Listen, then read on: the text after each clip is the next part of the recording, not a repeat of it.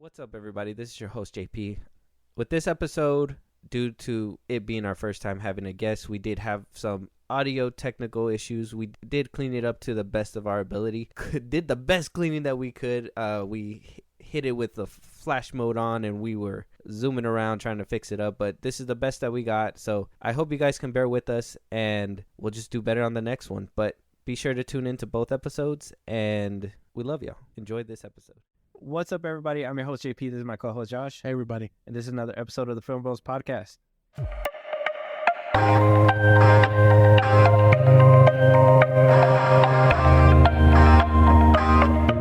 All right, y'all. So we got a special episode for you guys today. Not only are we going to be reviewing a movie and a whole franchise, but we also have a guest today. And our special guest today is Raymond. He's going to be here today to discuss with us this franchise. I don't want to give away too much, but you want to go ahead and introduce yourself? Hey, what's up, guys? Thanks for having me here. And Josh, JP. I'm excited. I mean, I love cars. I love action. This is the best. Hey, oh, yeah. Hey, there you go. Yeah. So, That's all this franchise needs. It's for me. Fabulous. so if you guys haven't gotten the little hints right there, we will be reviewing Fast X today. I know that this road has been very hard. And yet here you are, building this magnificent family. What's going on in that head of yours? Something little B said it. He said, Dad, you're not afraid of anything. But I am. I'm afraid of losing someone I love.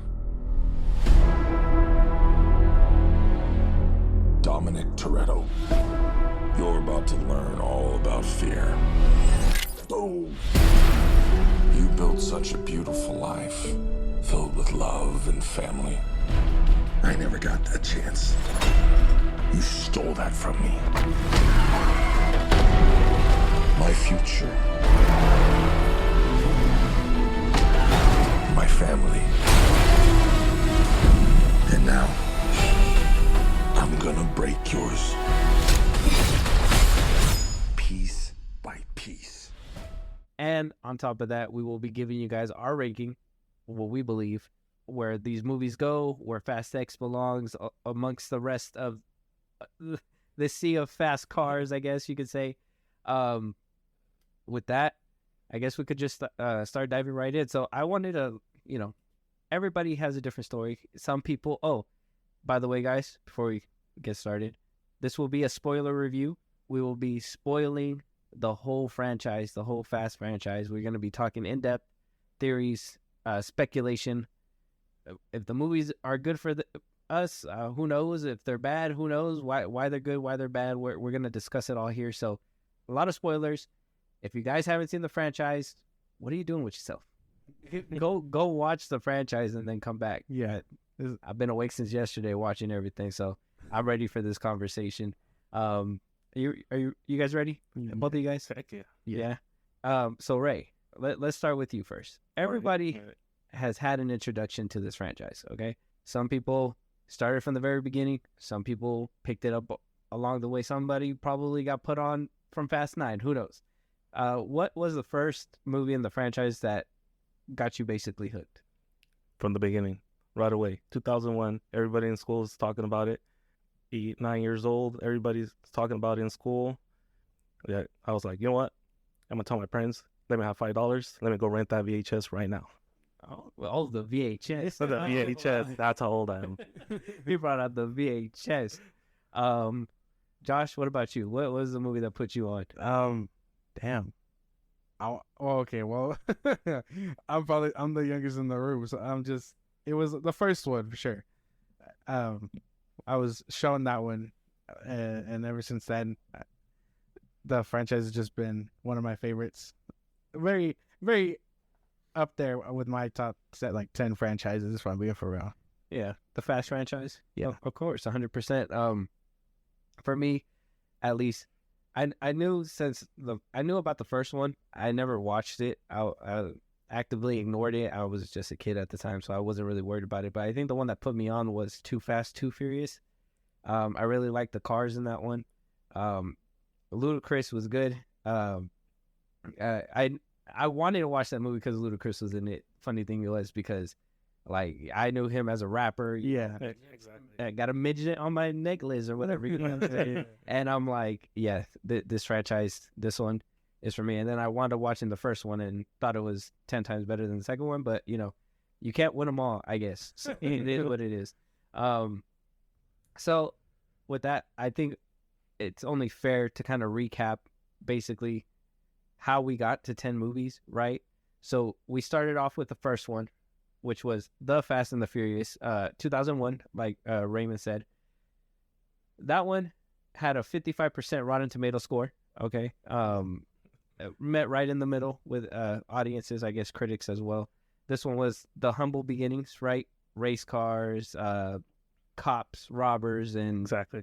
just good old racing fun. A lot of the people like to say, hey, why don't we take it back to just racing? I mean, I never seen these movies as just racing. I think I'm fair to say that, right? You know, oh no, to me they've always been heist movies. heist, right? Yeah. Yeah, I think because he started watching them when the heist started, everybody was about cars, you know. Yeah. Fast cars, racing, street racing, like, oh, shoot, like, this is cool stuff, man. And so seeing it slowly disappear from racing to heist, and then secret agent. Okay, yeah, so you think that there's an evolution there? Yeah, there's an evolution you for think sure. that things have changed. Okay, all right. Well, let's finish up the work. Yeah. Sorry. We'll dive into that. But I see where you're coming from. So then we move on to Too Fast, Too Furious, which got a lower rating than that. Got a 37% on Rotten Tomatoes. Damn. Wasn't received as well as the first one, but I guess everybody could kind of guess. Excuse me. That one was we lost Vin Diesel. We had newcomers in. We had Tyrese come in. Like I said, Ludacris was there. Eva Mendes, basically replacing the spots of the original cast that couldn't be around for the second one. Like I said, wasn't well received by everybody, but hey, can't win them all. Like I said, then the third installment, but later on to be recognized as the later installment is Tokyo Drift. Okay, that one got a 38% on Rotten Tomatoes. Yeah. Uber bad apparently to everybody. So, Goodness, man. that's probably going to be a topic in itself later. Oh yeah. This one, you know, we said Paul Walker, Vin Diesel. Who's that? Took it overseas to Tokyo, Japan. Got new actors. Got a new plot.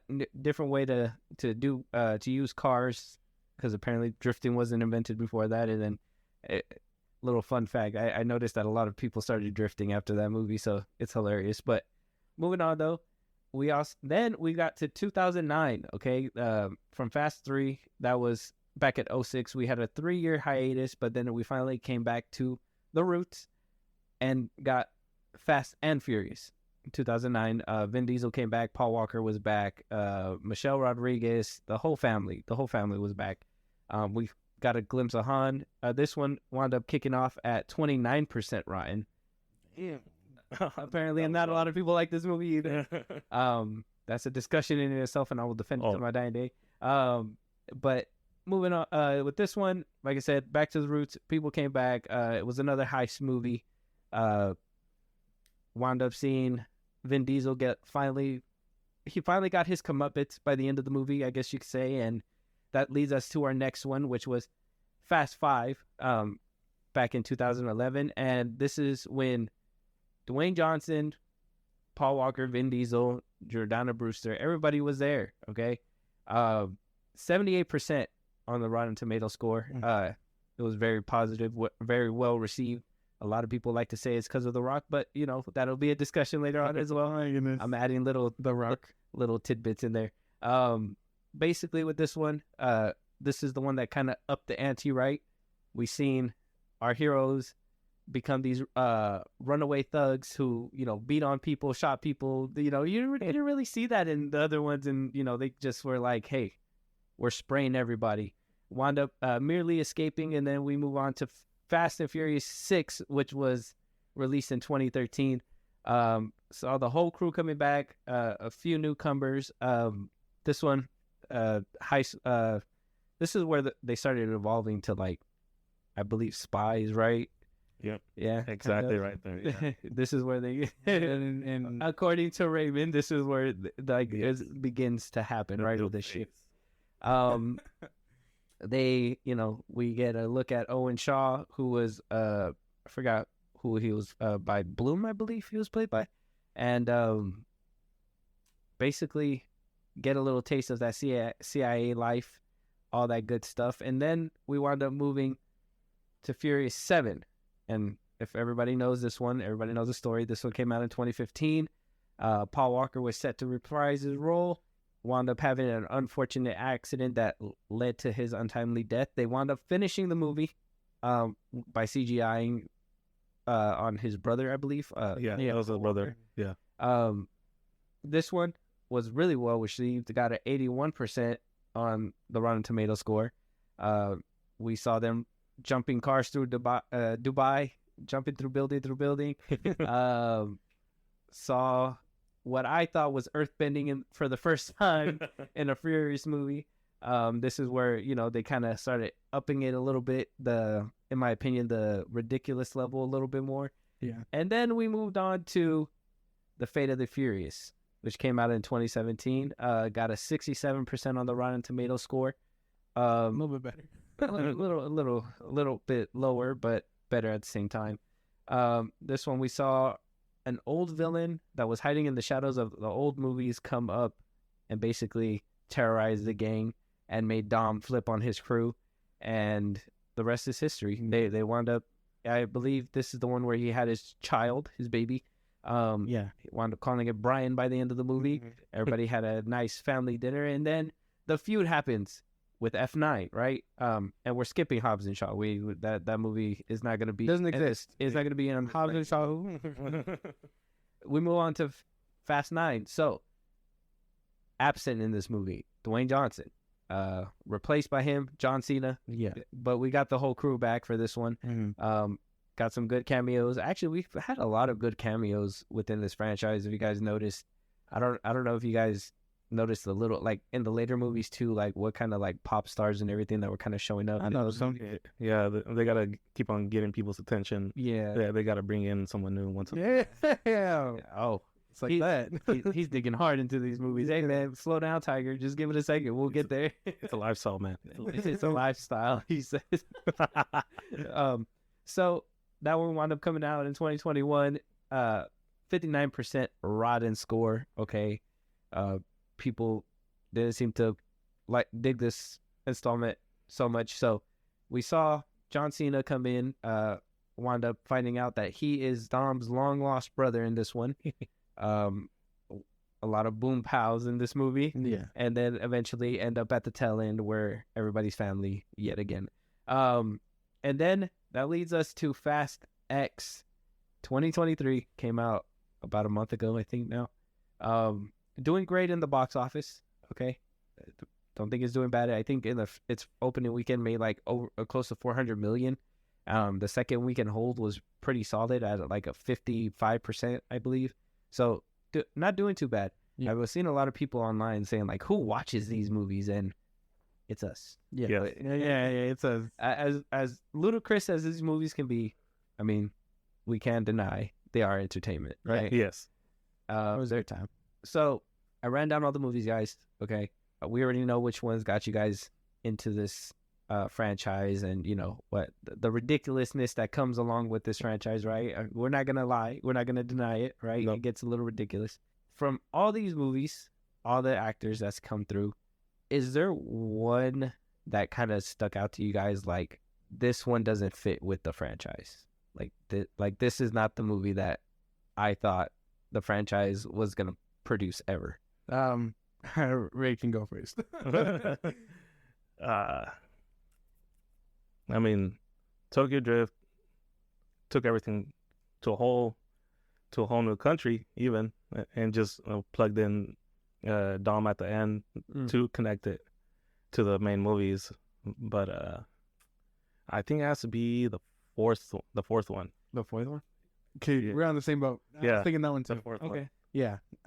My reasoning for that though is because for some reason for me, even watching it, recently, it feels like it's a reintroduction to the characters that we know. You know what I mean? Like I know we'll go down the line more, but the first one happens, and then we don't see any of the crew in the second one, and then Tokyo Drift happens, and like you said, it plugs in Dom at the end, but we haven't seen Brian as an audience, in like a movie or so, depending. Brian was only not in one. Vin wasn't in two. Well, yeah. See, so we haven't seen the people we know since for a while, basically. So they're like, well, we have to reintroduce them. For those that know, Brian has his slate clean. He's a cop again in this one. And, I feel like it's just a reintroduction that it was kind of necessary to kind of reboot the franchise a little bit. So necessary but unnecessary. Yeah. I think. Yeah. Yes. Okay. I personally, I would say 8 or not 8, 9 is the one that is kind of like the oddball for me. Even though it was directed by the same director that did basically 5 through 6 or 4 through 6, I believe, and he did 3. 9 just felt out of place for me, and just felt like it was. I don't know. Just I think that it was because it was the birth for me of. I think we were talking about it earlier, Ray, but like Raven, sorry. That it's kind of like it upped that weirdness ante where like it just felt like nothing really mattered at that point. And it, for me at least, it kind of bleeds into what we're going to talk about right now with Fast X. So Fast X, let's hear your guys' quick thoughts, right? And this is spoiler territory for Fast X, so if you guys have been listening after we told you guys not to listen because we were going to spoil, we're not holding hands no more. All right, this is the part of no return. Spoilers are here. So, quick rundown. What was your initial thoughts when you were finished watching Fast X, Ray? Remember? To me, I loved it. I loved it, but had a lot of crazy stuff in there. Dom is turning into a superhero. He's each movie he has a new power, but I loved it. It's just like the scene with the dam. He's driving down the dam. Yeah. Where else? Oh, where he has his son fly from one car to another. Let's see that we should. I don't know if you noticed in a lot of the movies they have someone jumping from one car to another. Yeah, usually. Is that like a signature thing now? I'm I assuming that. imagine it is. I'm assuming that's just like to add suspense. Like, oh, they gotta hop cars. Like that's all that we can do. Yeah. I don't know. Oh man. Right away with the first couple minutes. What was that? Oh. Yeah. I told you, but like with Fast X, I was like, man, the first like 10 minutes, 8 minutes, whatever it was just like Fast 5. So I was like, I kind of felt cheated a little bit. No, man. No, it's a completely different movie. I told you. Hobbs doesn't exist in this one. I was gonna say because the inconsistencies there. I watched Fast 5, and he was in the building when they were supposed to like walk out in the little hole right there, and I was just like, man. Okay. What Hobbs? My initial thoughts were, I liked it too. You know what I mean? I think as much as people shit on these movies or try to shit on these movies, it's genuinely a good time. Like, sure, you get a lot of what the fuck moments, but at the end, I feel like you come out satisfied, and that's how I felt. I felt very satisfied.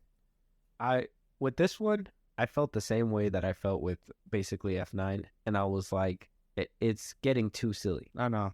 I think F9 left a bad taste in my mouth. Oh yeah. This one felt more into it. And I felt like this one kind of like doubled down on it, in my opinion. When I walked out, I was kind of like, they doubled down on the silliness, they doubled down on the self-awareness, they doubled down on like, I think they did scale back on like spectacle, because they were, I mean, how higher can you get than space, I guess you could say. But then they were just like, okay, well, I feel like the ridiculousness dropped down to maybe like Fast 8 levels, like right there, because I feel like it escalated from 6 to 7, 7 to 8, 8 to 9. Like it just kept escalating the levels of silliness.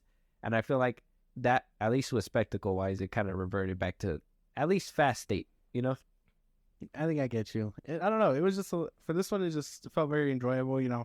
I feel like everyone kind of did their part, even, I know we'll deep dive into it, but I feel like everyone kind of did their own thing. And then there was a lot of silly moments. I'm not gonna lie. Like seeing Dom's kid Brian leap into the other car. I'm like, there's no way he would have cleared that distance. Like he would have hit ground way before that. You know what I mean? But still enjoyable. I honestly I think way better than F9. You know, after the ninth movie, they went to space, and I was thinking, what's like you said, it kept on ramping up, and like then the next movie is gonna be stupid. Like I don't even know if I want to watch it. And maybe it might even like turn into a 1970 Dodge Charger that travels through time. Yeah. We're gonna see the DeLorean for the first time. They plugged it. They plugged it in right there real quick. I was about to say we did see the DeLorean in that.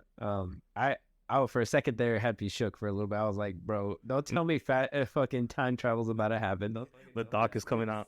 It's Dom going back in time, saving Han and all them.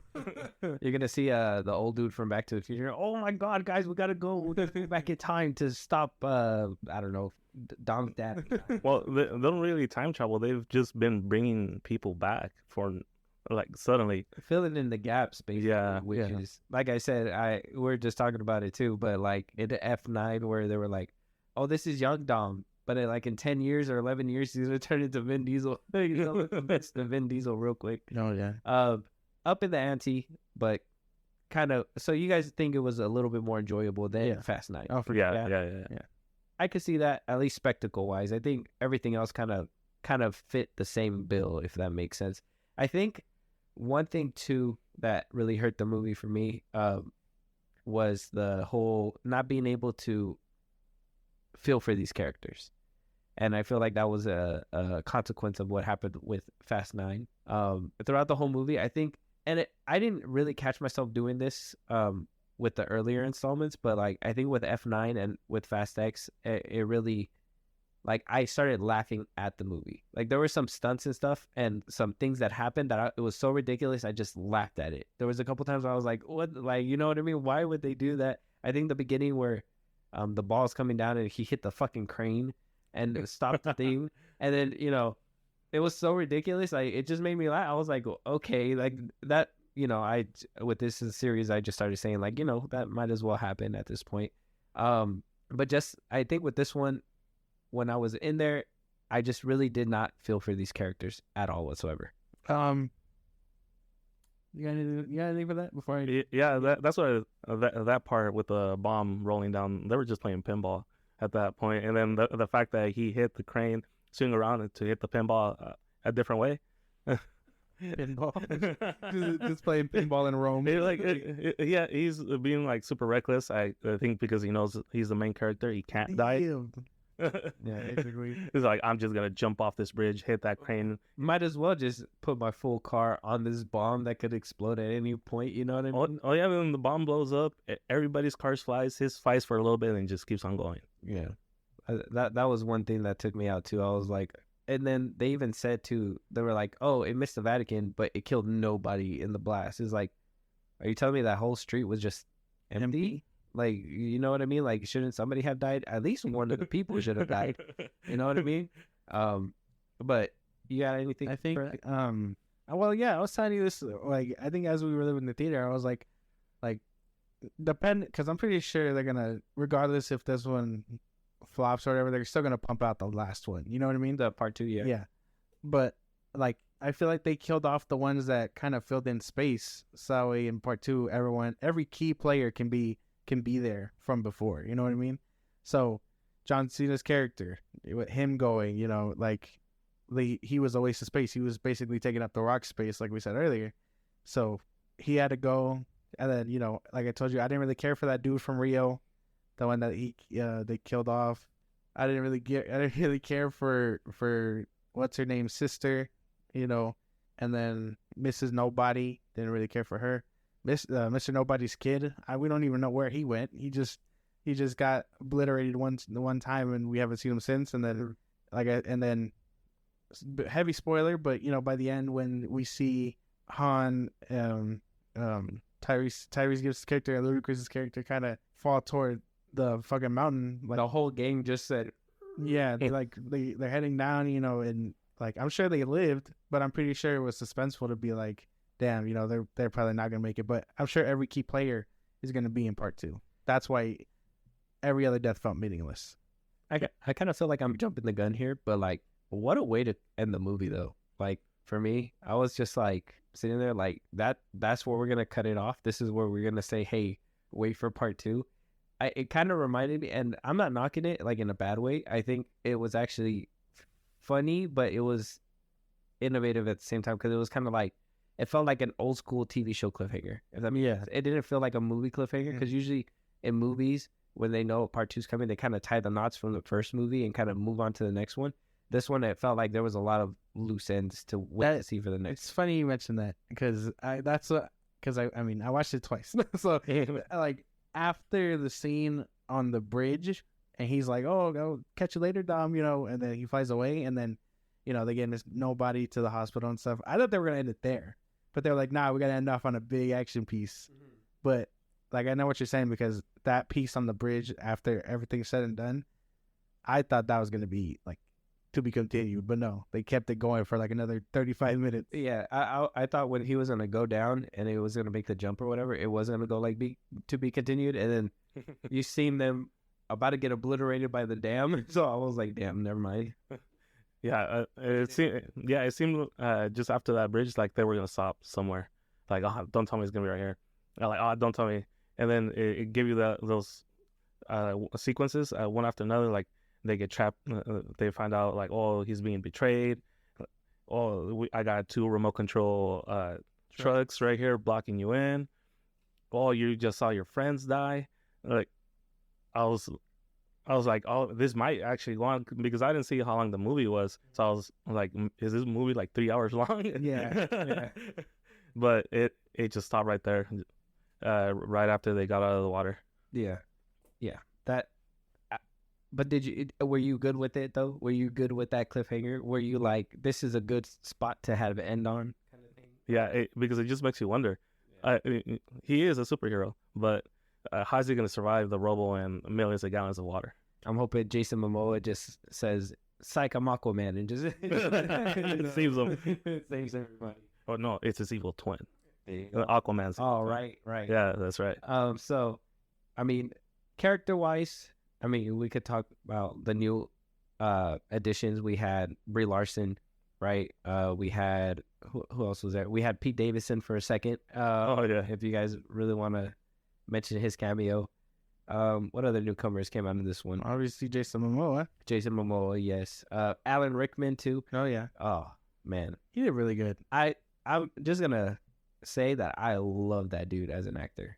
I just think he's too bulked, in my opinion. I think he's too yoked for the movie because, like, you can tell, like, he was punching people and everything, but he was like, it wasn't like, how The Rock, he's yoked, but like his movements, because he's a wrestler, he's able to like move a lot more, I guess, seamless when he's like throwing people and stuff. Yeah. Alan Rickman, he's just so yoked. He's just like, he's stiff. Yeah, he's stiff. Yeah. And I'm just like, man, he just needs to kind of let go a little bit. But I really loved him in this role. I was really excited to see him in this movie. I think him and Momoa stole the show for me. I'm just like, man, fucking great. Momoa was good for you. I fucking loved him as a supervillain. What about the characters for you? It was good, but do you think he's an OP, like overpowered? Who? Momoa's character. Momoa's character? Yeah, because he knew everything, knew everyone, controlled everything and everyone. That for me, that's a plot issue. But I think character wise, I don't see him as bad character wise. But plot issue, yeah, I think that was kind of ridiculous. I thought it was dumb how he was just able to take over. What's her name? Cypher or Charlie Theron? The God's Eye. Oh yeah, no, her people. Oh, from the chick from F9. You're talking. Yeah, and F8 and all that. Yeah. She basically got her whole crew taken over like this in a quickness, and at first I was like, okay, that's kind of menacing, but then he was just able to do it all the time, and I was just like, my guy, where'd you get all these resources from? Like, didn't we steal your money a second ago? You know what I mean? Like, how'd you get all this money to do this? Yeah, that is true, because they did steal all his money. So where did the other money come from? And that makes you think: do all the bodyguards have families? Oh, except for that one guy that got killed. Right. Our family. That was messed up. Yeah, he was like, I couldn't kidnap any of his people. Yeah, I thought that shit was hilarious. I will say his like, I understand his motivation, but why did it take so long for him to even like? He was like, "Oh, I finally cracked the code. It's your family," and I was just like, "That's literally his MO. It took you that fucking long, Momoa. Like you couldn't just be like, hey, you know, he hangs out with these guys. He's always with them. Always have Coronas. Like, fucking destroy the Corona company, and that'll really hurt Dom 100%. Like, you could Want to make him suffer? Take away his beer. yeah, like you could have done that a long time. Take away the movie's product placement. No, that would be a side movie where Dom goes to AA. That was next big villain. Okay, Yeah. it's anonymous. Damn. So what you seem like you had a little tension over there from Momoa's character.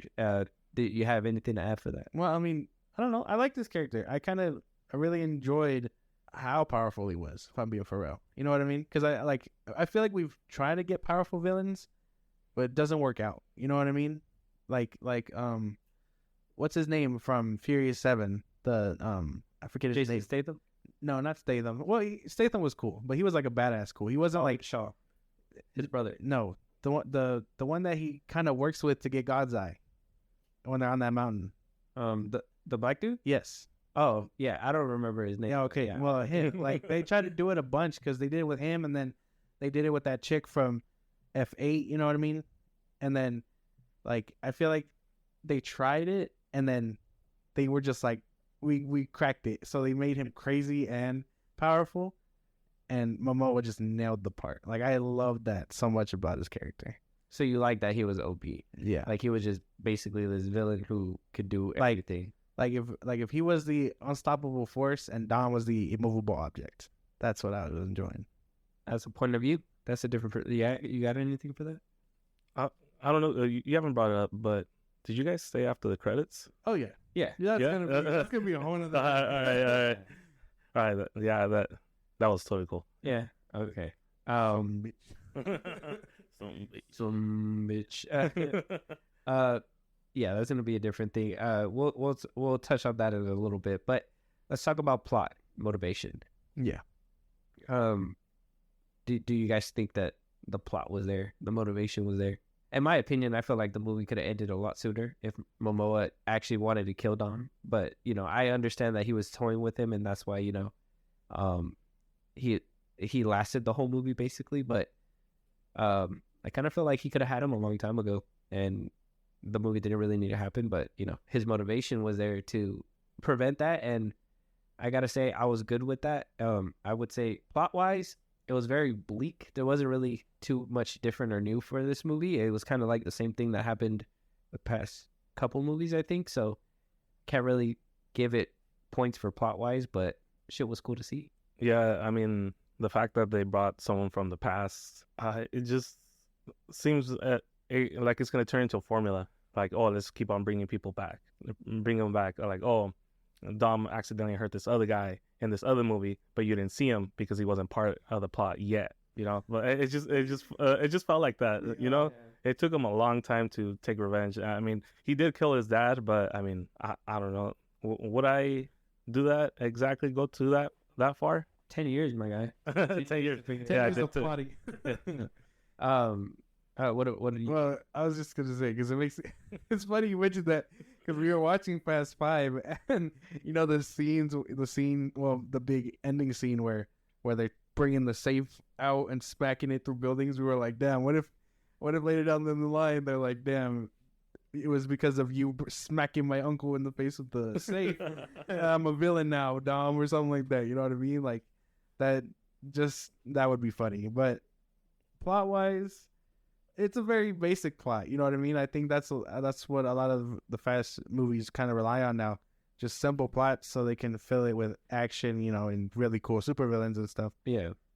So no real big complaints. It could have ended sooner. There was a lot of times where I was like, oh, they're gonna cut it here to save suspense. You know what I mean? But they were basically just like, nah, there's a bunch of things we got to do before we end it.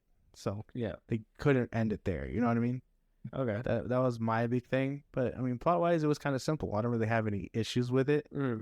I guess the only thing, if I had to like really just think about it, was really splitting the team up, which is, I'm sure, gonna be a big like Avengers team up thing in the next one. Yeah. But like the idea of these four, the four leaving and going somewhere else, and then well, we know Letty got caught, and so she's out the game. So now it's just Dom. I'm just like, there was no real suffering to be had because all the key ingredients weren't there. You know what I mean? They killed off unimportant people. So how is Dom really suffering? Who knows? That's true. If they really wanted to make a statement, it would have been one of the main crew. Or Yeah, it would have been like Letty. which was Again. which spoiler alert, which was Cena's death, right? That was supposed to be the big, oh, one of our people died, one of my family died, but It doesn't work. it never worked because at the end of Fast 9, they're together or whatever, but he was only with them for one movie. Most of the movie he was an asshole. Now he's over here in this one trying to act like fun uncle, which weird that they played that kind of role instead of. I would have thought it would have been more serious, like, come on, I'm trying to save your life type shit, but no, they really played fun with this kid being allowed to blow random dudes up with fucking rocket launcher. Like, I was like, damn, bro, like, no, you think Dom would have been okay with this? Like, Man, I really did like his action scene though when he's saving little Brian, like in the house. yeah, in the house. I feel like every time he hit somebody, I was just like, damn, that is fucking tough. I would have felt that, but I feel like we saw most of that piece in trailers. Like when I was watching it, and like when they were like trying to build suspense, like, oh, who's that shadow figure or whatever. I was like, I've seen the setup. We already seen most of this fight in the trailer. When they did that clip as well, they did a clip about it, and I was just sitting there like, okay, yeah, well, the action scene was just more like, oh, it's just another action scene, Yeah, I guess that's fair. But I mean, I thought it was pretty fucking cool. I think the only one that really does still hit is the one where like the camera goes through the floor because he smacks the dude through the floor or whatever. I was like, yeah, okay, that's still a cool scene. That was actually very smart of whoever choreographed that part. But other than that, everything else was Stunt doubles are crazy. I mean, that's why they get paid a lot. Yeah. Well, at least I hope they do. Not too much, I don't think. Their insurance must be crazy. Car insurance. But what'd you think? I love that scene. Yeah, but that one first part where you just see the guy get thrown back, I was thinking like, oh, it better not be Brian hidden in the back or something. Oh, But dude, that was like, I'll bring it up because I know it's like it's gonna be a topic later, but that's my big thing. Like, why is Mia still around? You know what I mean? Yeah. Like, I feel like when Brian made the exit, she should have also stayed away. You know what I mean? I don't think there's any point for her to show up and then her allude to be like, oh, he's watching the kid. But I'm like, well, no, if you're part of the family, you'd be there too. You know what I mean? That's the thing is that that's one thing for me that these movies are kind of undoing, are like they're undoing a lot of the sacrifices that Brian made. And it's kind of like, I knew this was going to happen if they continued because it's going to hurt that legacy. Because Brian in the other movies, like 4 through 6, I honestly, like, he was all about Mia. You know what I mean? So, like, if she went somewhere, he's going there. Like, there was one point where he got pissed off because he wasn't there with her, because they kept her or whatever. Yeah. And it's like, he would have been the same exact way, especially knowing that people broke into the house and almost captured her or whatever. Exactly. Blah, blah, blah. And it just doesn't make sense to me. Yeah. That was my big thing too with these movies. But before we get into all that, we still have to, because you're talking about Fast X. Yeah. But yeah, having her back for sure is a big sore thumb for me too, because I'm just like, they really can't have her without him, and the fact that they have her without him is kind of like, well, might as well just let them have both right off into the sunset. If you guys were going to continue making movies past Furious 7, you know what I mean? Just left them over there. yeah, most definitely. If he was gone, she should have been gone too, because in all the other movies, like you said, he was like so intent into protecting her, and then out of nowhere, like, oh yeah, go fight bad guys by yourself. I'll stay here and watch the kid. Yeah, I'll play stay at home dad while bullets are being thrown at you. Bullets, punches, everything. Bullets, punches, yeah. It's crazy to me how everybody just went to like Muay Thai classes and Well, yeah, that's another thing. Everybody just knows how to fight. yeah, I wouldn't have thought Mia knew how to fight, but self-defense, slapping or whatever, screaming for help makes sense or something, but like she knew how to throw hands, and I was like, damn, dude, like where you been at, fucking Navy SEAL training. Dom signed them all up for karate class. All right, family, I need you all to protect yourself. All family members need to be black belt in this house. You guys all don't get superpowers. Only I get superpowers. You guys actually have to learn how to fight. This is fucking. Yeah. So plot wise and everything, we can all agree. I guess this movie wasn't too fanatical. Yeah. And fantastic when it came to that.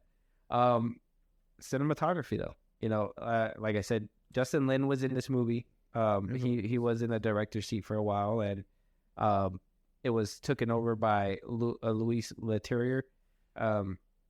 So some scenes you could tell they were pre-filmed with Justin Lin because he did film a good 25%. So you can tell like some scenes where his signature way of like showing the sun and certain lightings throughout the movie. And then you have the rest of the movie where I don't feel like it. Not every scene played to its strengths, like how most of the movies did. When it came down to when there was action scenes in the back, or fire being thrown to the to our heroes or whatever. You know what I mean? Like I kind of felt like there was a little bit difference. I'm not saying it was a bad difference or like a terrible difference, but you could tell it took a dip from what you were expecting and what you kind of saw from Fast 9. Because if I could give credit to like Fast 9, I would say at least Justin Lin was still able to capture that, those elements outside and really play to those strengths. Man, what do you think, Raymond? Yeah, it's I love everything about it, to be honest. Like the action scenes, the signature touches to it. CGI wise, also, some of them you can tell right away. CGI wise, yeah. I would say that because they're trying to go bigger, a lot of the CGI doesn't really work with cars and stuff like that. But I think it's weird because even that shot, the pinball scene and stuff like that, that he was referring to as, like, that was practical. The ball was practical, the lanes were basically practical, but some of it still looked really CGI, if that made sense. So I'm not sure, maybe the touch-ups didn't really click right. I see what you're saying though, but like some of the CGI has been kind of going downhill. But I'm assuming that's because more spectacle has been thrown into these movies. For sure. Well, cinematography wise, I think it had a lot of good scenes. I think this one, like you said, you can tell the difference, but it wasn't anything bad. I feel like you just missed that flair, but that's about it. But like everything else kind of worked for me, like scene wise, because there was still dope action, there was still dope like scenery. Yeah. What threw me off a lot though was a lot of the lighting.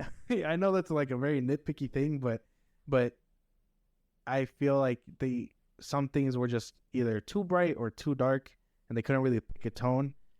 And I know that's a thing throughout movies where like, oh, if your two characters are facing each other and you're saying it's midday, you're gonna have two different settings on these people because you need to get their faces. Yeah.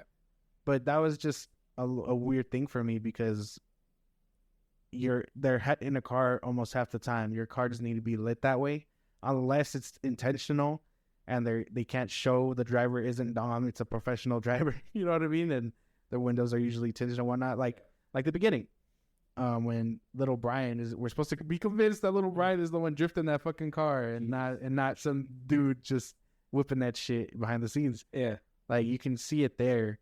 Yeah, you could see that they do more body shots of the car and more back shots to make sure that the windows are tinted. You don't see the kid and stuff like that. Yeah, but that was my big thing. But a lot of it was fine. But I feel like the cinematography has dwindled down from where we once were. Yeah, I think it really peaked. I don't really like the movie 100%, but with Fast 8, with Gary Gray, I feel like the way he shot cinematography was actually pretty great in that movie. I'm not gonna lie. But yeah, Justin Lin has a touch, and I just think Fast X missing him lost that touch. Yeah. Whatever happened behind the scenes, we don't know. Vid, you got somebody else to apologize to. Who knows? And I think it's only fitting for at least this movie that we add an extra slot, and that extra slot for me would have to be soundtrack wise. what did we think of the soundtrack? Fast movies have been known to put out some banger hits. They, they get a lot of their own artists to, they pay artists to put a song out there, collab and all that stuff. A lot of remixes, I mean, what did you guys think about the soundtrack, at least in this one? They bring in the classic with Don Omar, Bandolero. Oh, okay. This comes back. Yeah, it always has to come back. As soon as you see that Dodge Charger, that song plays. Yeah, that's always a given. That's always a given. This one, I think, soundtrack wise, it was kind of a weaker one. Yeah, I'd say. I don't think this one really played to its strengths like how recent movies did with the music and stuff. And maybe it's because I don't know if it's like true or not, but like this is my own theory. I'm assuming because depending on like who they get within the movie, because they have certain they do hire certain actors depending on who's in there, and if it's a celebrity or something, they tend to put a little bit more of their music in there. And I think depending if you like the artist, then you'll probably like the soundtrack a little bit more. But this one was kind of meh for me. Well, yeah, because I mean, for a good while, Ludacris was stamping some of his music on there too. A good chart. I think the first 4, 5, and 6. I think he stamped his music on that. And like he had some songs, but it was it was mixed artists. You know what I mean? But with this one, it just felt weird. Like I told you, I think soundtrack peaked with either, if not 5, 8. But I think 9 and 10 are just missing that musical flair that's kind of necessary for these movies. Yeah. Because I mean, all the movies have great soundtracks, I think. Yeah. But for ones that stick out the most, has to be either 5 or 8. You know what I mean? It's crazy stuff. I think Fury 7 has the best soundtrack. It has to. No. Yeah. Fury 7, bro. It has "See You Again." That's undefeated. That's undefeated. They even brought it back for this movie. It's undefeated. Oh yeah, they played for a bit. Yeah. Which is, I mean, since you guys brought it up, I enjoy that they do that homage. You know what I mean? Every movie, but I feel like it waters it down a lot because it's continuing with the recurring problem of Mia showing up and all that. You know what I mean? Like I understand you obviously can't have Brian, but if you really wanted him there and preserve that legacy, you'd either stop making movies or you'd stop having Mia around so you can still raise that question of where the fuck is Brian? Because they really did us dirty. Was it in F9 where we see the skyline show up? Yeah, at the end. See, they do you kind of dirty there, and I'm just like, yeah, we understand it's to make us sad, and we were like, oh shit, he's still around. Yeah, but it's not the same as not seeing Paul Walker. You know what I mean? Yeah, because in Fury 7, they make it seem like they're not going to see him again. You know what I mean? And they make it seem like, Paul Walker is basically, or Brian at least, is just going to go with Mia and go hide out somewhere and just live their lives because, Dom is dangerous because everything is pretty much hot. And then, seeing them just be like, well, you guys are out of danger now, so let me just come over for the barbecue. It's kind of, it's kind of, eh. And even then, they make it seem sad, but we seen in the last movie he comes over for barbecue. So why are you sad? You see Brian probably every weekend or every other Tuesday. Probably saw him at the kids' soccer game. I don't know. Yeah, exactly. It seems more like well, it's not a joke, but like an inside joke. Like, oh yeah, remember he's dead. But so just know we're not gonna show him. Yeah. Every time they bring it up, or like you said, the skyline shows up at the end, but it's not him. But it gives you, I guess, just a feeling of feeling sad. That way, people can. I guess it's just another attention grabber to give. It's supposed to pull your heartstring. Like, oh yeah, they're still hanging out together in universe. You know what I mean? Like Brian's still around, but at the same time, then they do the little sad homages where it's like, oh, he's actually not around like that. Yeah. You know what I mean? It's like, pick a lane, bro.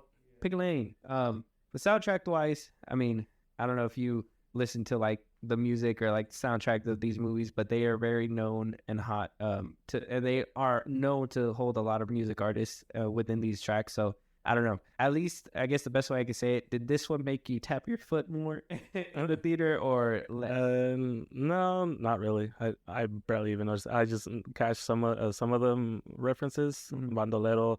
and then see you again, and that's about it. That it didn't really catch my attention. Oh, okay. Yeah. So see, that's kind of a bad thing because there's a lot of, like I use Furious like 5 and 6 for like good reference. Like in the beginning, they have that whole like intro and, music, and even like the action scenes, like they always have like these dope ass music. Even Furious 7 starts off with like dope ass music. Like, so in my opinion, if you're not tapping your toes by the beginning, at least the first 10 minutes, it's usually a weak soundtrack for that movie, in my opinion. Well, yeah, I mean, in the beginning of this one, it was Reyes monologuing. So That one and that Angel song played a lot. The one that they were really promoting. I don't know if you remember, I was playing it one morning and you were like, oh, is this from Fast X? And I was like, yeah. Yeah. Okay, yeah. But I don't know. I feel like this one just had a weaker soundtrack. I'm not too sure why, but yeah, very weird for a fast movie too. Because even for scenes where like they decide show how do I put this, the fan service, the fan service where it's like it's women and it's cars and the racing scene and it's still alive. Like usually music's bumping there, but I can't even tell you the name of the song that they played. It's just like that's pointless. So soundtrack not so strong for this one. Yeah, no, not really. Well, I guess with the 55% Rotten Tomatoes score for this movie, I guess that's fitting. So I guess for the fast review, right? I guess this movie wasn't the strongest. I guess we can all conclude, right? It wasn't the strongest, but it wasn't the weakest. Yeah, no. I think we can all agree. There was better ones out there, but this one seemed like a good setup for the second one. For sure. Yeah. And maybe that's why, people didn't really vibe with it, or maybe that's why they wanted, I guess, story-wise to pique your interest, but they didn't really want to put too much production value because they're probably going to go big in part 2, what I'm assuming, if it's just a part 2. Yeah. Right? So, like, I guess we can say that this one kind of just lived to set up the second one. Correct? Yeah. Kind of, yeah. Interesting. So with that, I guess we can go ahead and, unless you guys have some little thoughts or tidbits for this movie before we move on. Damn. I'm trying to think because I know we kind of went through the whole characters and everything like that, but honestly, before we like number it and whatnot, I just want to give more like talk to Jason Momoa and stuff. I don't know why, but he carried in this movie. Yeah. No, he didn't. Yes, he did. No, he didn't. He carried him and what's his name? Alan Rickman. Alan Rickman. They both carried. Alan Rickman for sure. And they did. I will give this movie points for duping me because I told you in the theater, like I was like, oh, what the fuck? They already changed his mind already. He's already gonna be part of the family. And then at the end, they faked you out, and they were like, nope, that was a lie, or whatever. And I was like, cool, because I actually liked him as kind of like the villain chasing Dom, and it was gonna kind of disappoint me to see that he was, a part of that. Those people. But Jason Momoa himself, to be honest, I know a lot of people were comparing him to the Joker and, saying like, oh, Dom has met his match. But I'll be upfront. There was more compelling villain out there before him, and I stand firm to that. This one, it was kind of just like, oh, you killed my daddy, so I'm going to go after everything. 10 years later, by the way, I'm going to go after your whole whatever 10 years later. And yeah, I don't know. The whole playing with your food thing is, to me, it's cool, but it's kind of corny at the same time because it's like, if you were really mad at this food, you take the first shot that you can every single time. And I feel like that would add more tension. You know what I mean? Then, because every single time he was on scene, I was like, none of these people are going to die. He's going to play with him. He's going to continue to play with him. And he just kept doing that till the very end where he was like, okay, now I'm going to finally blow it up. And then, by then I'm kind of like, well, nothing's going to happen. He's probably not even going to, or if he is going to blow it up, he's probably going to get away somehow. You know what I mean? Nah, man. I think he carried. Performance-wise and everything. What do you think, Rim? Like, performance-wise, what do you think? Well, he definitely stood out. What I said before, he is definitely OP. There's a part where they show his criminal file. He's psychotic. He's in and out of like mental institutions and stuff like that. So that adds more to why he wants to, I guess, the reason why he wants to make Dom suffer. Not really to get revenge, but just because he's crazy like that, I guess. Just to have a reason like, oh, he's doing this. Yeah. Man. It's a game to him. So is it because of revenge or is it not because of revenge? Well, it's both. His father told him in the beginning, they set it up and he's just like, well, you got to make him suffer first before killing him, because we hear it a lot in all types of media like this, but killing them makes it easy. You know what I mean? It gives them an easy way out. But I know they'll never kill his kid, but if they really wanted to do something like that, they would have, killed somebody, and that's what that whole ending piece was. Fast and the Furious, don't be a pussy. You can do it. Kill the kid. No. Fuck them kids. It'll lead Dom free for more adventures if that helps with anything. Oh yeah, he doesn't have to babysit anymore. You don't have to contemplate, should I stay home? No, my family needs me. Yeah, Jason Momoa's character was kind of but I mean, I could see why people compared him and seen how crazy he was, because that one scene where he was talking to those dead people or whatever, I was like, okay, I can see why the Joker comparison was being thrown around. And I mean, that's cool. Yeah, he's crazy, but like I said, you have all this money. You could have hit your mark a long time ago. I would have felt like more tension would have been made if he was trying to kill him at every single turn. You know what I mean? Out for blood, thirsty. You know what I mean? Not just, oh yeah, I want to fucking kill you for killing my dad, but at the same time, I'm gonna play with my food first. Like, dude, if you're going to kill off his team, at least show that force. Kill off a couple people from his team or whatever. If some of them happen to survive in part 2, whatever, go ahead. That's fine. But, like, at least make it known, like, hey, we're killing some major players here. And, Dom, you are going to get hurt. You know what I mean? I felt like there was better, like, motivation in previous movies than this one for the villain. So, yeah, but that's a plot to a lot of movies, though, yeah, right? Where the villain just messes with the main character. and I'm a sucker for it. That's why a lot of media. This isn't the first movie to like do anything like that. It's a lot of media where it's like, I'm gonna see how far I can push you before I fucking get you. You know what I mean? But speaking of, since we're kind of wrapping it up, and these are my final thoughts. Dominic gives no reaction to any of these deaths, by the way. You know what I mean? No, he saw his whole crew burn up in a plane, and he was just like, no, he makes a face just like with his lips, which is pretty funny. I want to laugh every single time. Every single time. He grunts a little bit.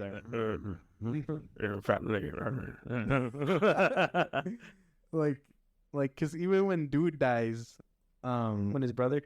Well, his brother is a big. When Cena dies, he's just like, he makes that face. He just looks at his car and on flames and everything. Yeah, it's like, oh well. It really, I don't know what it is, but that his death was something I found really hilarious, because I was joking with the homie when we seen it, but he was just like, damn, I can't believe I lost Dom's son, and then he decided to end it all after that. It really escalated after the fact. It really made me laugh. I was like, damn, this. And then this, like, I don't know why they slow-moed it, but it felt like he was in the air for quite a bit before crashing down and everything exploded. I feel like he could have made it. I don't know. It was to make you shed a tear. Yeah. I mean, he did have, what was it, like a rocket launcher on the car?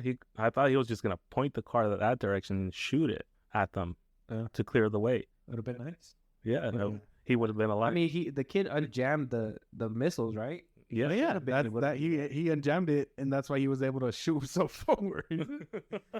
So you were able to shoot the shit in the ground, but you just couldn't shoot him over some dividers? Okay, yeah, no. Exactly. That's what I'm saying. And the Jason Momoa snuck up in the car and just grabbed the kid and went off. It was just like, see you later. Like he grabs him. But yeah, it's funny. I just thought that shit just had to be brought up. And obviously, right, before we get into, rating and everything, we got to talk about the reveals at the end, right? So we got one, like I said, spoiler, but we got one reveal. Gal Gadot is back. Off top, how do we feel about that? You go first. It's that whole thing. They don't need a time machine. They just need to come up with people that possibly died before and bring them back. That's what it feels like. It is, and I was just like, okay, because bringing back Han, they made it make sense with Mr. Nobody, and they said, Gal Gadot's character was connected to Mr. Nobody, whatever. Yeah. So did he just come up and like catch her with a fucking inflatable jumper or something? It was just like, oh, got you. All right, let's go. Let's hide you. You're dead now.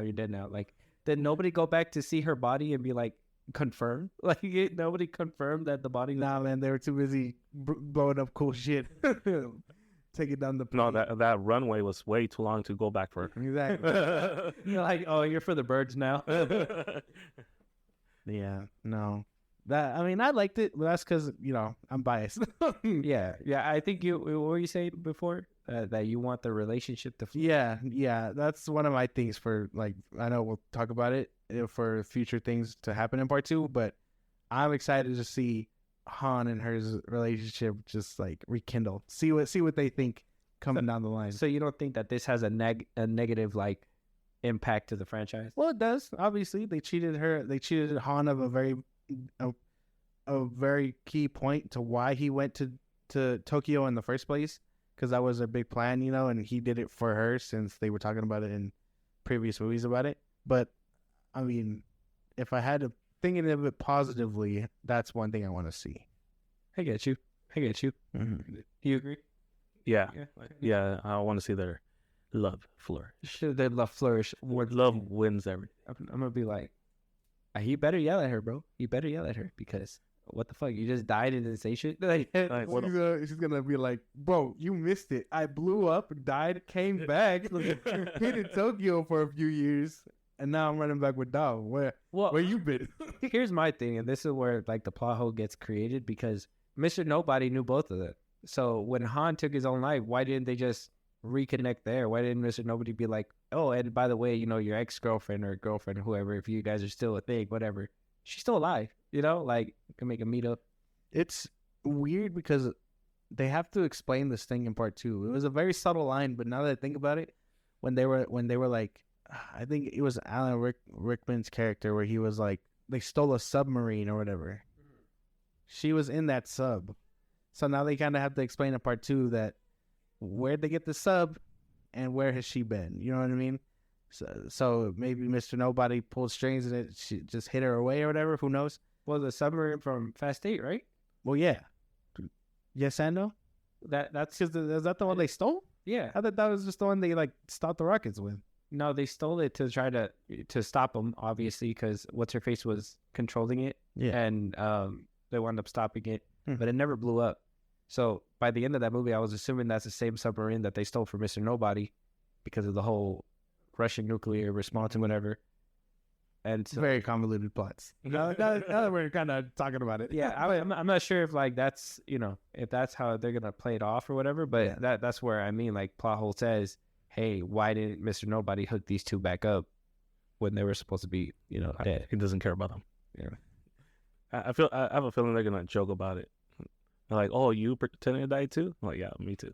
Well, I would say that I'm happy that they, at least in F9, like, completely went into detail, like, what happened and the reason why. And it made sense, though I still feel like they cheated it regardless. It made sense why Han was back. So if they do the same thing with Gal and make it compelling, I guess I can take it. But it's really cheapening the deaths. And like I said, I mean, John Cena died in this one in Fast X.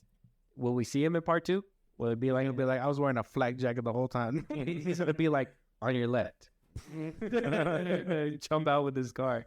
And then we'll go ahead and talk about the some bitch. So after rally cries from Vin Diesel, asking him to come back from The Rock going on CNN and basically saying that he'd never come back to the Fast franchise ever again. Good luck with your endeavors and whatnot. To tucking his tail in and coming in for a little cameo after they completely cut his scenes in the beginning of the movie, because Fast 5, there was a lot of clips where they show Hobbs breaking into the safe and everything, and they just kind of stuck to gloves and trucks in the beginning of this one. And I guess towards the end, The Rock came around and they decided to do a little cameo, and they said he was the one who pulled the trigger, so Jason Momoa is after him as well. And I'm assuming this is going to go to theories on part 2. But what do you guys think about the reveal? Are you guys happy that Hobbs is back, or, that they put aside their real beef in real life to do this? Or what you think? Yeah, all the better, I say. Yeah, I'm glad he comes back. I just didn't like that at the beginning, they're hiding his face. He's wearing a mask, and he looks like a skinny dude. And then I feel like they record that later on. I guess after he finally said like, "Screw it, I'll be back." Yeah. And I feel like they cut that part in, because then he takes it off, and then he's a big old buff guy now. Yeah, I don't know that if was you know my that. thing. I didn't notice that. Yeah, no, That was he looks. Well, yeah, because that was my big thing too. Because I thought I that don't was know. just supposed to be like a fake out type thing. Like he was just wearing a lot of padding. oh, dude, no, he is not. He was I gotta wearing. rewatch it. He was basically wearing what he always wears. It was like a skin tight, like long sleeve, and then just his body armor. Yeah. But he looks smaller. Yeah. The dude looks smaller Yeah.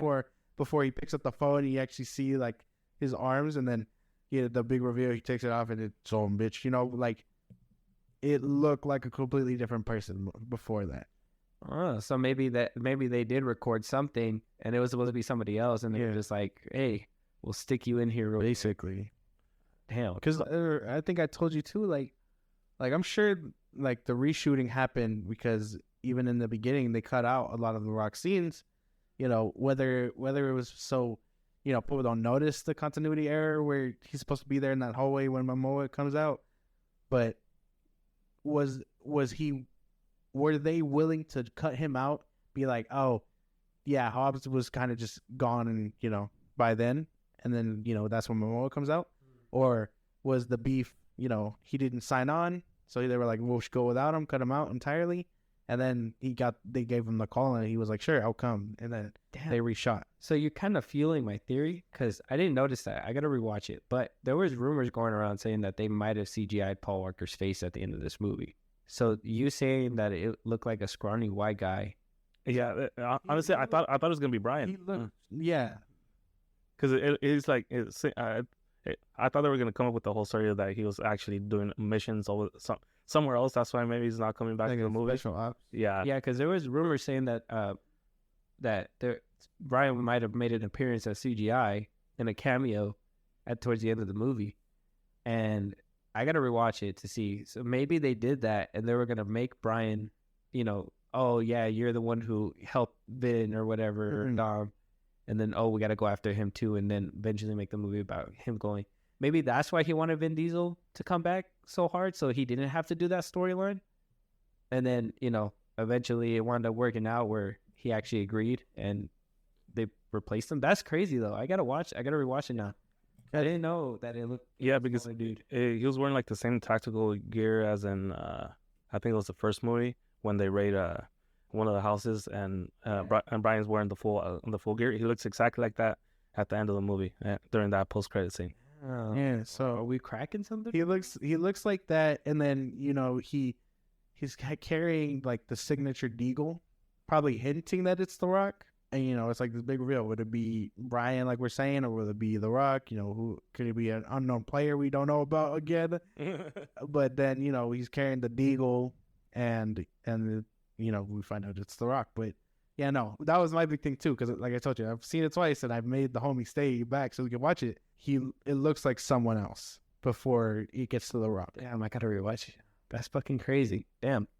Good eye, guys. That's crazy. I gotta watch it again. But so, I guess before we give our ratings, I guess we can start theorizing where we want this to go, right? Who we might see. You said that you wanted to see Gal Gadot's and Han's relationship flourish. Is there anything that you would want to see in part 2? Any of these storylines that you feel like couldn't continue and might go somewhat your way?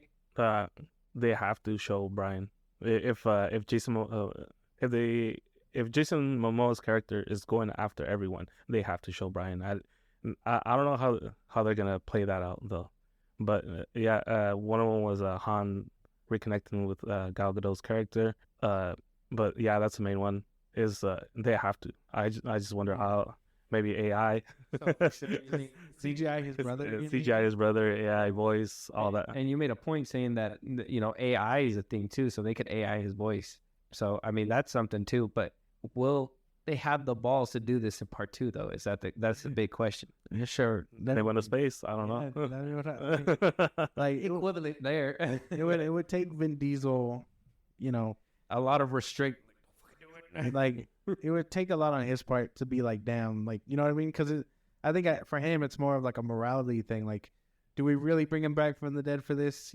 Which I'm sure they were willing to if that cutscene thing is true, or will it cheapen his death or whatnot. That's a big thing. I would want to see that too. Like I think it's a big point to be like show us that he also went after Brian and his kid, and Mia, because she said she was going that way anyway. Like I'm sure they would have all ran into resistance because if he knew everything, like he says he did, it wouldn't just be the key players. It'd be Brian and Mia also and their kid. That's true. So I'd want to see that. And then, like I said, I want to see Gal and I keep calling him Han, their relationship. I want to see that continue. I want to know where Mr. Nobody is. And then I want to know, I want to see how they get out that damn situation. Yeah. Literally that damn situation. Yeah. That's funny. Yeah, I need to see, one thing is for sure, I got to see how they brought back Gal, right? And why they basically kept them apart. That's one thing for sure. I know CGI Brian is probably inevitable. Me personally, I think it'd be a disservice to the movie if they do that. I know like some people are probably excited and they would be hyped to see, Paul Walker come back, but I honestly don't think that would be the right move to do. And I think it will stain the movie a lot. I feel like especially if they don't get it right, if like the CGI is wonky, it's going to make it even worse and people are going to look at it like this wasn't necessary or we shouldn't have done this at all. Right. Mm-hmm. Yeah, they would have to get it right. I know we were talking about that a little bit while ago. They do got to get it right. They can't cheapen They can't cheapen it one bit. It has to be a real like hard hitting moment. You know what I mean? But that would be one of my big concerns because we'll talk about it later and I'll touch upon it. But like I think a lot of these movies past 7 are missing that heart. You know what I mean? But yeah, they couldn't cheapen that. They got to get it right if that's the case. Yeah. Do you think that they're gonna play big with Cop's sister? Because that's one thing I can go without. I really felt like this movie didn't need her in this movie, in Fast X. Oh man, yeah, no, she wasn't necessary. I hope she's a one and done. I could, because she was fine though, but I was just like, I don't think. I think it's more like a wrap up because how they were bringing up everyone. Well, I just felt like she was just an easy plot pushing device because he saved her, and then all of a sudden she had the files that Vin needed, and he was able to do whatever he needed to do. And I was like, y'all really brought up a sister that she'd never talked about in any of the movies. Same thing with what they did with Cena and Fast 9 is like it seems like a what's it called, the easy way to write, Yeah, cheap writing for sure.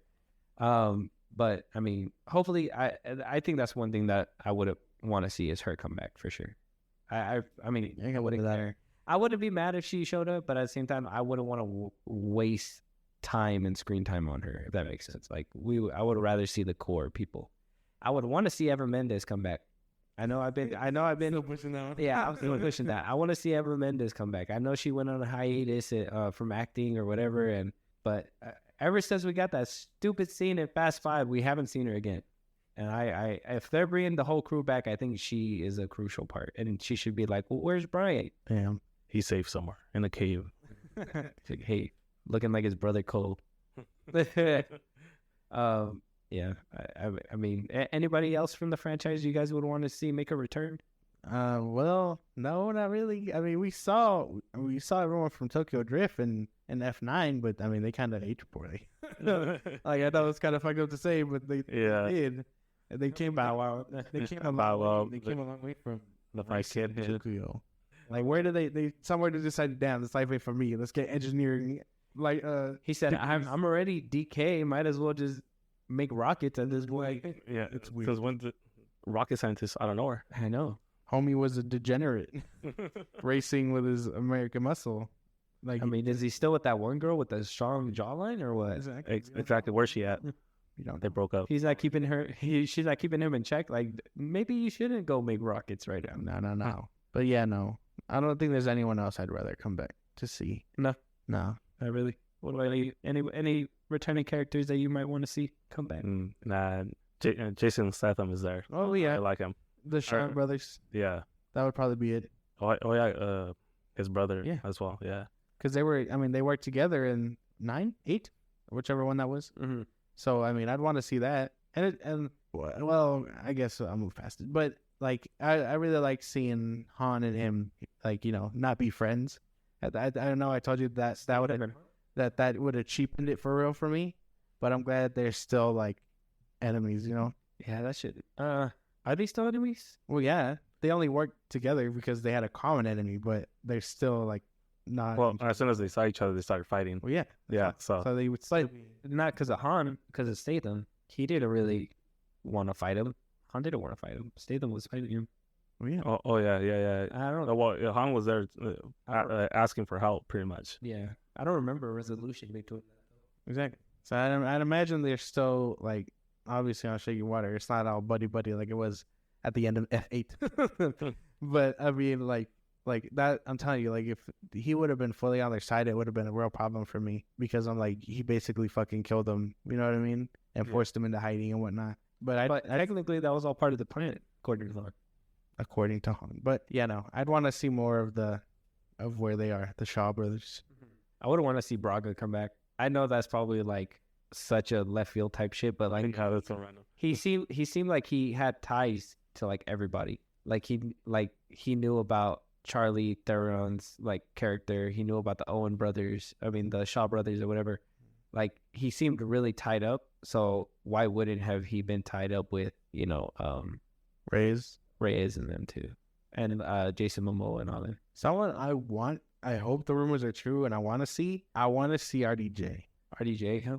As Iron Man. No one. And together with like I guess because like I told you that I guess he was theorizing that they want to get some real genius tech monger, some dude like that, and they were throwing around RDJ. He'd basically be Tony Stark because Evil Tony Stark. Working with Momoa. yeah, like that'd be Two really winning nice. villains though, because we already established that it's Momoa and Rickman at the end of the movie. So throwing a third player there, that'd be too much overstuffed. That's we're gonna have a Spider-Man 3 epidemic. Who knows? I mean, he said he's willing to 2 to 3 parts, so who knows? that's crazy. Yeah, he actually did say 3 parts. Hopefully not. Hopefully we're good with 2 parts, and I mean, I don't know. Are we looking forward for a third part? Do we want a finale? Depending on if how the second one ends, honestly. Well, obviously, if they're gonna make a third one, they're gonna leave it on a cliffhanger. But let's say, for conversation's sake, the way that this movie ended, can you see it dragging on to a third movie? No. I hope everything ties up neatly in the second one. Yeah, it has to with the amount of damage that's being done. Everybody pretty much dying at this one. If another bad guy comes out, they're just pulling bad guys out of their ass pretty much by this point. Yeah. Basically. Yeah, Yeah, because that would mean that Momoa would have to get away again in order for him to be in the third part. Yeah. And can we really work with oh no, we missed him again. Oh, yeah, and there he goes. I'll see you again, Batman. I mean, Dom, whatever. I don't know. I'm not sure. 3 parts would be ideal. I don't know. I'm good with 2. I mean, I understand money talks, but can we afford another one? I think Dom is getting played out at this point, and I think we'll touch up on it, kind of what you were saying, but like losing heart for the movies and stuff is something that I feel like this one is suffering from as well. But I guess that's it for at least the review section, right? We talked about it, we theorized it. Josh, 1 to 10, where would you put this movie? Everything included, static plot. Everyone else was basically the same. My pros and cons of it all, even with Momoa and Rickman carrying it like I think they do, it doesn't work as a solo movie. You know what I mean? If that makes any sense. Like it's basically it's like reading the first chapter of a book that's not finished. You know what I mean? You're waiting for the second piece. It's until I see that second one, I feel like it'll always be lower. You know what I mean? Especially if somewhere down the line they're like, oh, we can't do it because the movie didn't make any money. Yeah. You know what I mean? And they're just like, that's it. And then that'd be the biggest cliffhanger in cinematic history. Oh yeah. I give her like I'm teetering toward 8. Give it like an 8. An 8. Wow. Yeah. High up there. Mm-hmm. Damn it. What about you, Raymond? What do you think from 1 to 10? This movie, where do you put it at? Say 7. 7 because I stuck between. Yeah, 7. Well, more me because I'm more into cars, and I don't know where Dom is pulling Dodge Chargers out of. But yeah, the characters, the way it's built up, yeah, a good 7, except for those scenes where I know there's certain mechanical problems with physical stuff, mechanical stuff that the car just cannot do, but it does. One thing we didn't mention is him taking down 2 helicopters with, with the Dodge Charger with nitrous on it. It is has to be a 7. Not only did he knock them both out, but he was able to swing it and knock off Jason Momoa off the whole bridge with one as well. He comes back, you hit me with a helicopter. So like to simplify your words a bit. Yeah. With all the with all the things you know aren't possible in this movie, it was still enjoyable to where you can give it a 7. That's where entertainment wise, I guess it was still entertaining. Yeah. So I thought Marlon hard about this movie, right? And damn, you guys, I'm gonna sound like a mad hater, but I'm giving it a 6, bro. I did it for me. This movie didn't do what I would have thought a finale would do, right? And that would make stakes for the ending, right? Even though I liked where the cliffhanger, had let off, I still don't fear for these guys' lives. Yeah. Like you said, are they going to kill Dom's kid? Probably not. You know what I mean? If it was just Dom right there or whatever, I could have probably felt a little bit more like, oh, yeah, they might do him in. You know what I mean? Maybe. It takes some big balls to try to do part 2 without Dom. But, hey, crazier shit has happened. Tokyo Drift. But that being the cliffhanger, I already know for a fact he's going to obviously be around for a part 2. The plot wise and everything, I nothing really gave. And we're gonna dive into this a little bit deeper, but this movie there wasn't a reason for this movie to exist. Does that make sense? It seemed like they pulled it out their ass and they were like, this is how we're gonna make this movie a finale or whatever, right? It didn't seem pre-planned like how early installments were, 4 directly led to 5 led to 6 led to 7 even led to 8, I think. And then 9 just came out of left field, and then X is here as well. And I felt like these movies aren't justified. And they try to justify it by reaching back to, the one that everybody universally loves, which is Fast 5, right? And try to make a connection to there. But you've seen how they try to make a connection to Tokyo Drift before and try to make it into a big thing, make it a big emotional thing, and then they completely just threw it out the window. That's how I feel like these movies are going. And they're only doing that because they're running out of ideas. I'm sure a lot of their ideas when they were first writing these down, because he did say that Paul and him wanted 10 movies. I'm assuming that they involved Paul.